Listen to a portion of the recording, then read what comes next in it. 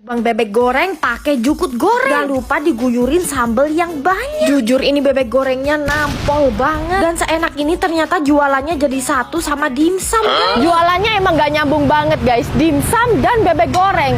Tapi dia tuh gacor banget loh jualannya. Dan udah jadi kebanggaannya anak-anak kos di Malang. Namanya ayam bebek Mbok Mei dan Sia dimsum. Iya, area-area Malang ini kalau ditanya tempat makanan favoritnya pasti jawab di sini. Soalnya di sana tuh emang tempatnya dimsum enak. Tuh baru mateng dan gendut-gendut dimsumnya. Terus di sana tuh juga tempatnya ayam dan bebek goreng bumbu gurih terenak di Malang. Emang agak gak sinkron ya jualannya. Tapi percaya deh sama Mimin, semua makanan di sini tuh enak-enak guys. Nah ini mereka ada menu baru guys, mie bakar mentai cuman 17.000. Jujur ini toppingnya banyak banget dengan harga segitu. Kejunya nggak pelit. Terus Mimin juga suka banget sama tekstur mie-nya yang nggak kelembekan. Smokinya berasa dan bumbunya tuh ada pedes-pedesnya gitu. Nih bumbu gurihnya tuh dari tadi bikin ngiler ya. Makanya pakai sambal dan ternyata di sini juga ada jukut goreng guys. Wah makin nikmat lah kalau selengkap ini. Bebeknya tuh nggak bau dan lembut banget teksturnya. Jukutnya kres-kres tapi nggak terlalu minyakan. Sambelnya ini guys juara pedes nampol. Bumbu gurih bebeknya tuh beneran ngeresep sep sampai ke tulangnya loh guys. Dan yang Mimin suka tipe bebeknya ini yang banyak lemaknya di kulitnya gitu guys. Yang bikin kalian bahagia lagi, nasi bebek ini cuma 16.000